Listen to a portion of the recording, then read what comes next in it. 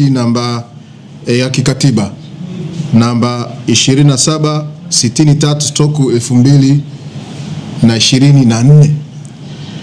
Nimeona nitoe maelezo ya awali, na tumeona tuwaite waandishi wa habari tuwape maelezo ya kueleza nini kilichokuwepo na nini kimetokea.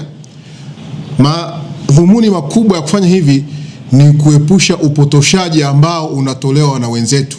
Baada ya kesi ile tu wametokea watu wakisambaza meseji nyingi ambazo mimi nimepata nyingi, nimepigiwa simu na watu wengi, ambazo zinaleta taharuki na ili kugundua nia ovu ya wale ambao wanalo jambo hili, wamedhihirisha wazi, kwa sababu kesi haikuwa dhidi ya BAKWATA.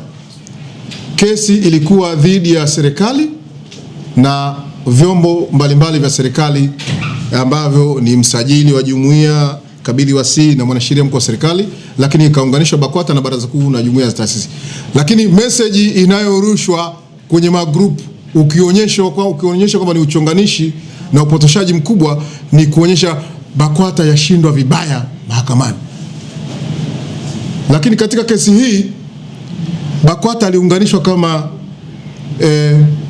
namba 4, lakini washtakiwa wengi, malalamiko hayakuwa dhidi ya BAKWATA.